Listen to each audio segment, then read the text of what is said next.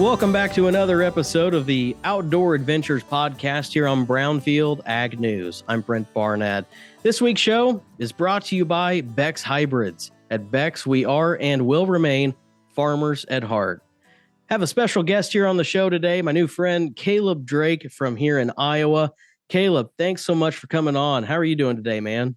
Yeah, thank you, Brent. Doing very well. Very well. I'm down here in the man cave, so that's always a good time when I'm down here.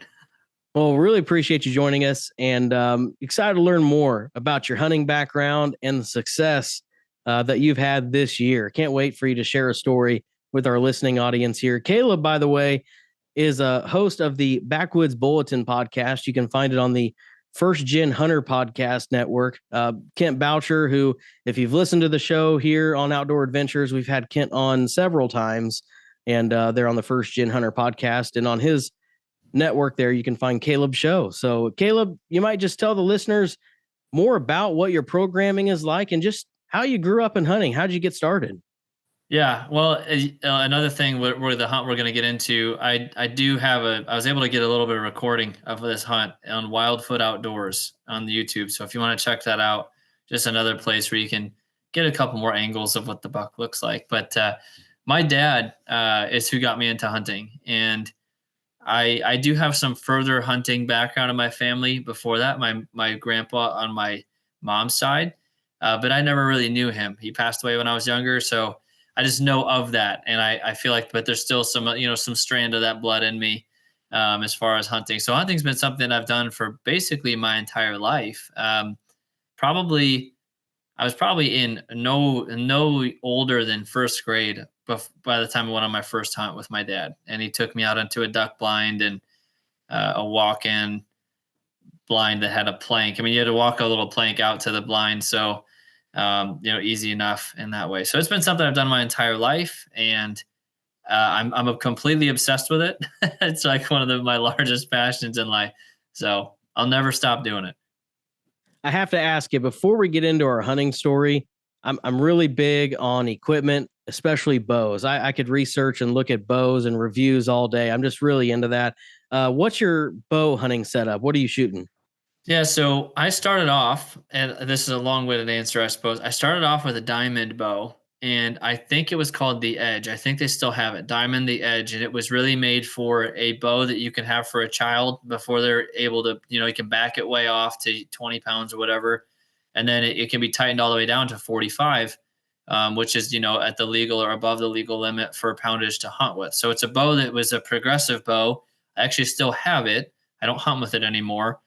And then after I shot that bow, I had a 10, a 20, and a 30-yard pin. And I shot that bow up until I was in, I think, my sophomore, junior year of high school. And my dad would always say, you just shoot so accurately with that bow, but it's time for a bigger one. What do you want to go with? Or, a higher poundage bow. I just stuck with diamond. And that's still the bow my second bow that I've ever hunted with is still the bow I hunt with today. So I shoot a Diamond Outlaw. It's right about 60 pounds draw weight. And then really what I did is when 2 years ago, or 3 years ago, I should say, I switched my arrow setup more than anything. When I got my bow restrung, I put a new anchor point, the Bowmar anchor point, nose thing. Oh yeah, the nose button. Yep. So I've got that. And then he kind of pricks your nose, so you know it's there. And then I went to micro diameter arrows by Victory Archery. And so I shoot a 50 grain insert on the front and a 100 grain arrow. Broadhead. So my total grainage of arrow is just shy of 400 grains. And for me, I only pull in 60 pounds. I get a lot of pass-throughs, with that setup. And to me, that's pretty good. And it hasn't failed me with the right broadhead on there. If I use the wrong broadhead, I think it wouldn't go as well. So that's kind of, the long-winded nerdy answer, but that's what I shoot. Yeah, I like it, man. I can remember all the bows I've shot in my life. The first one I ever went hunting with was a hand-me-down from my older brother. It was an old PSE Spider. Nice. Imagine, whenever the parallel limb phase kind of came into a craze around 2009, 2010, right around there. This is very much pre that. This is Oh yeah. almost like a straight up and down. So the axle to axle, I'm sure it was like north of 36 inches. It was just a really long bow, slow as molasses, and yeah, that was You shoot something. the big Then aluminum arrows on it too? I did. I had those Oh yeah. Easton, what are those, like XX 75 Oh Super yeah. Slams or whatever. I had those. Yep, with a Yep. 100 grain 3 blade Muzzy. That was what I Yeah. shot when I first started. Yeah. And then along the way, I bought my first bow by myself. It was like 2009 or 2010 or something like that, and it was a Hoyt Super Hawk, and Oh yeah. I shot that bow for about 9 or 10 years before I went to a bear species for a little bit. And now the current bow I have, that I honestly don't plan on changing for quite some time. I'm so satisfied with it. I just bought it at the beginning of this year. It's a Matthews Triax. Nice. And, one of those older flagship bows from Matthews from several years back. And I found it on the used market, and it was in almost mint condition at a really good price. So I went with it, and it's just been a game changer for me. I actually took a buck with it here this fall during deer season here in Iowa, and it's just a really smooth shooter. Mm. It's super quiet, and I'm Yeah. loving it, man. I think that's the thing. My bow is not insanely loud, but it's not insanely quiet. And I think that's the one thing why I would probably upgrade more than anything is just to go quieter. Um, but yeah, I mean, if it works, it works, you know?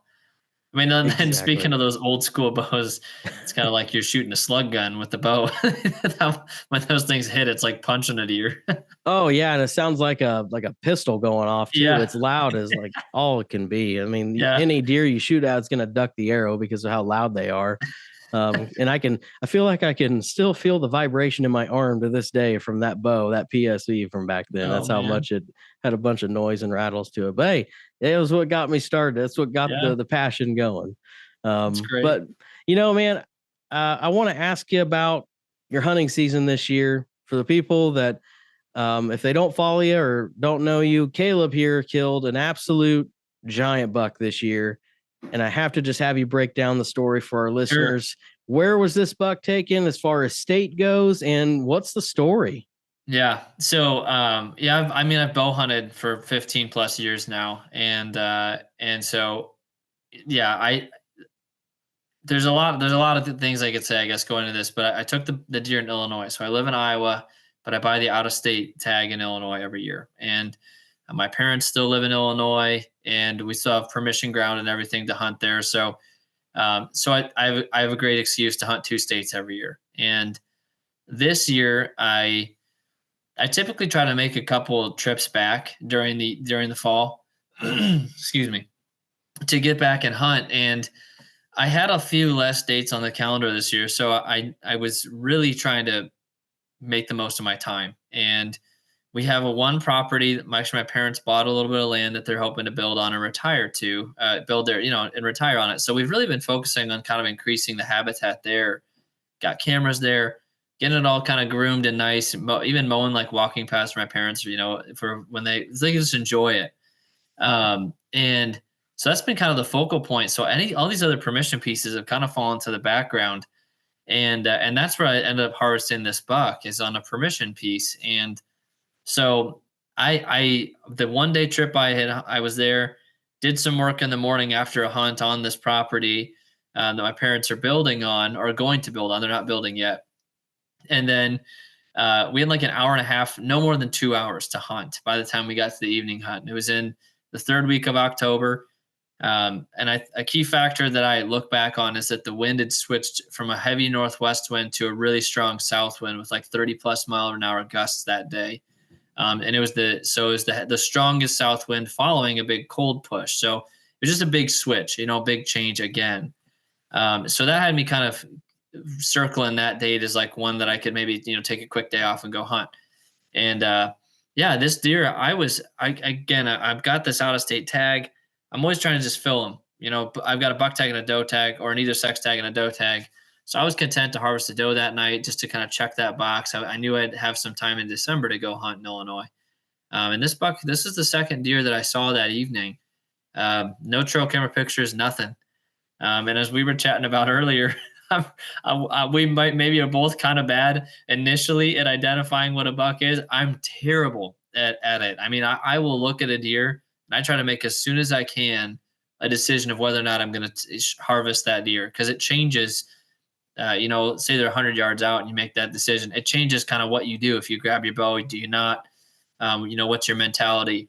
Do you need to get your phone out just to record it to show somebody so that they're like, oh, whatever, you're just lying if you passed them or something. So this buck, he came up out of a bedding area feeding, and there was a lot of acorns dropping. So we were on the edge of some hardwoods and a big agriculture, destination agriculture as the hunting world calls it. And so I first saw him at no further than 50 yards, and pretty much right away decided I was going to try to harvest this buck. And it was not because of anything specific as far as character or uniqueness. I just saw a glimpse of the right side of his rack, and I could tell he had 5 points on it. So I knew he was like a 10-pointer, And so I was like, all right, I'm going to try to harvest this buck. And from that point on, I really was just focusing on, where am I going to shoot? What direction is he going to come in? He kind of had two options: trail in front of me and a trail behind me. Trail behind comes into about 5 to 10 yards. Trail in front would be about 15 to 20. So he kind of had two options, or he could have veered off, as well. So he actually ended up deciding to start to head in the trail behind me. So yeah, I'll pop him up here since you're gonna do this on video. Please do. I want to see. So let the listeners see this. Saw this side, and maybe you can tell, it just looks like a 5-point side. If you were to first glance at it, you would think it's a 10-point side. Yeah. Yep. So when he turned, and his rack sat like this, so you can see like the plane of his skull.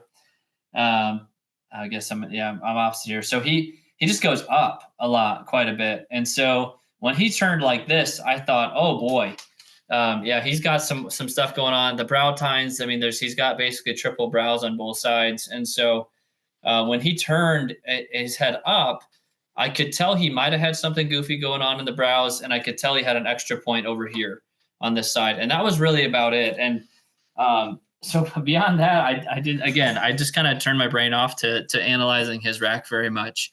But for the sake of time, I think some key points that as I look back and reflect on this is people talk about mature bucks all the time and about how they just act different, move different. Maybe you catch them slipping up in the rut. But beyond that, this deer was so patient with his movement. He would stop. It took him about 40 minutes from the initial time that I saw him to go from about 45 yards to 5 yards. And so he stopped for 3 to 5 minutes every 3 to 5 yards. I mean, he was just, and part of it was because acorns were there, I think, and there's food. But he would stop and he would look around. I mean, the one opportunity he gave me, because I had to turn around to my stand to make sure I could shoot behind me. The one chance he gave me to do that is he actually rubbed a tree. And while he was rubbing the tree, and he was at about 25 yards, and he was quartering two really hard. I couldn't get a shot. There was brush between me and him. So that was my chance to turn around. And then I just had to wait and wait and wait. And on my phone, I started recording after I grabbed my bow and got it, facing the proper direction, or facing towards him kind of. I recorded on my phone, and it was like 34 minutes from when I started the recording to when I shot. And it would have been a couple minutes. So it was a long encounter. He was very patient with his movement. I actually ended up having to shoot twice at this deer. I missed my first shot, which is crazy. He was at about 5 to 7 yards, and I hit a branch really close to the tree. There's a little bunch of branches that I kind of had to shoot over top of, and I actually clipped one of them, and it took my arrow about 6 inches below him. For some reason, between the acorns falling and there was some raccoons scurrying around us, I think he just chucked, and because it glanced so far below him and didn't even touch him, I think he just thought, it must have been an acorn or a raccoon. And so he just kind of did a bound and then took kind of 3 steps back to his right and was quartering away hard. And I was able to get a second arrow knocked while he was doing that and tuck it behind his final rib on his back right. And there was thankfully no, branches in the way.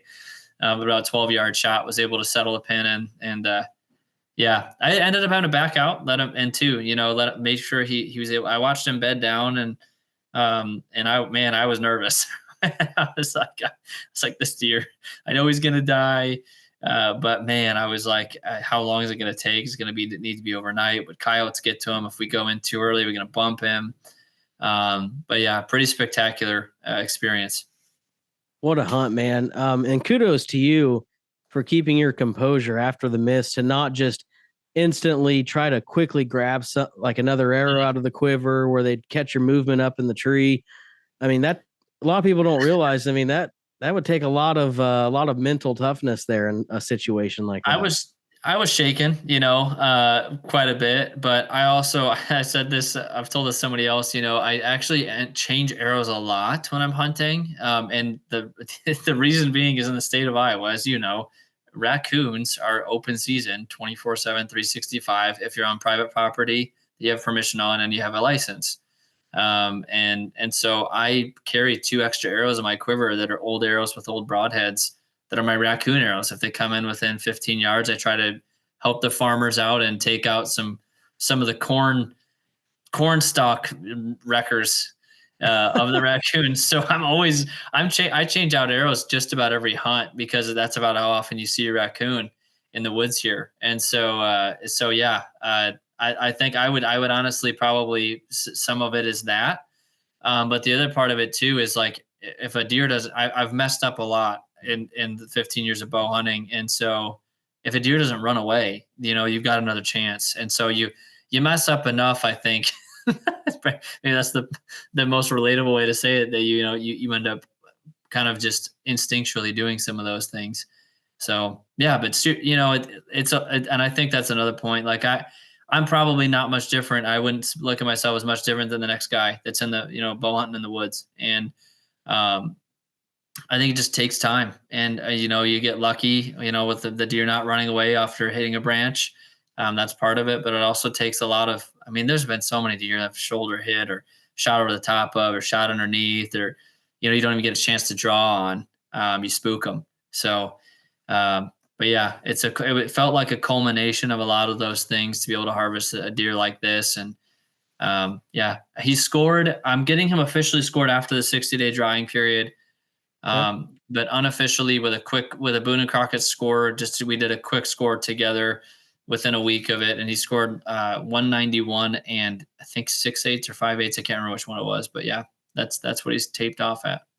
Man, congratulations. And anybody that's watching the video segment here, I mean, they got a firsthand look at it. I Yeah. mean, it's an absolute giant, Caleb. So happy for you, man. So real quick before we kind of wrap things up here on the program this week. So when you get up to the buck and then you realize what he is, I mean, what's the feeling when you get up there? Oh, well, a couple things. One is I was mentally preparing. So I'll briefly, I guess I don't know, we're going long here, but No, yeah, don't worry about that. We're good, man. I shot the deer around 6. I want to say, because this is in October, so it's before the time change. I think it was around 6:20 or 6:25 is when I shot the deer. And I waited till pitch black to get out of there. So I didn't get out of there. It's almost an hour after. I mean, I snuck out 100 yards the opposite direction, made a huge loop out of there. Um, Called my wife, told her what the situation was. I'm 2.5 hours away in Illinois. And the beautiful thing was, she said, "Don't mess this up." She realized how much this means to me. She said, "Don't mess it up. Whatever you do, if you need to stay overnight another night, like do what you have to do to make sure you recover this deer."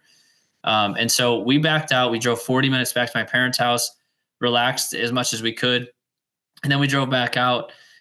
So by the time we went to recover the deer, it was almost 4 hours after the initial shot. And so I'm on the drive out. I'm mentally preparing myself for a potentially long night. I was trying to mentally prepare for the worst case scenario. Like, we're going to bump this deer. It's going to be pins and needles of blood because clotting's going to have happened at this point.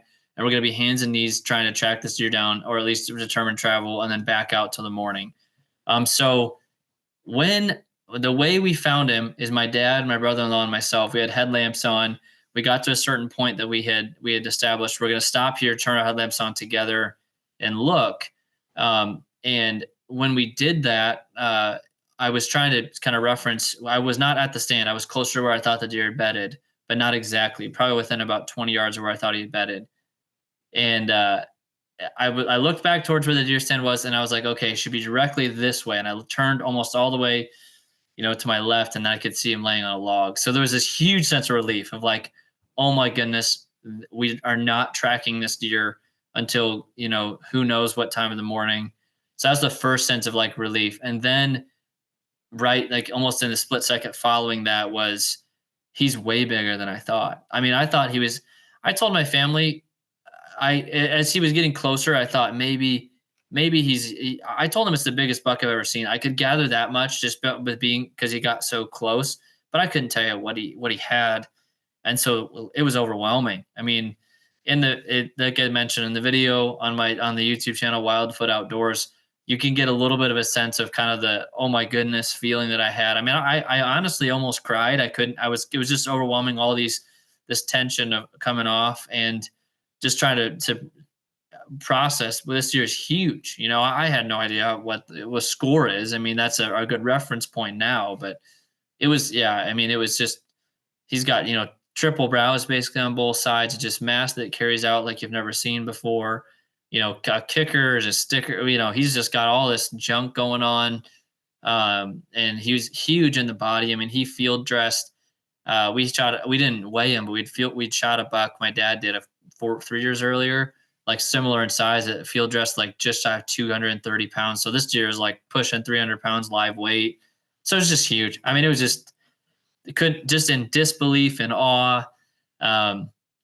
Really excited for the mount. I'll be honest. I mean, it is getting tanned and everything. I'm going to have to wait about a year. But I'm really excited just to relive that with people and get to put them up in the basement. But totally overwhelming. I was just humbled and just so excited. It's just everything a bow hunter dreams of. I just feel lucky that I, got a chance at a deer that I didn't know existed. Congratulations again, man. So as we kind of wind down the episode, what's next for you this year? Do you have any other tags at this time? Yeah, so I've been hunting decently hard still. I actually hunted the next day in the evening back in Iowa. Maybe we got right back, and I was trying to fill a doe tag. And so I've got that still, a couple tags here in Iowa with the bow. A Nebraska muzzleloader hunt with my dad is coming up next week. So that'll be for his retirement. So hopefully we'll be notching a couple mule deer tags. Hopefully, yeah, I'd like for my dad to get his first mule deer, hopefully a mule deer buck.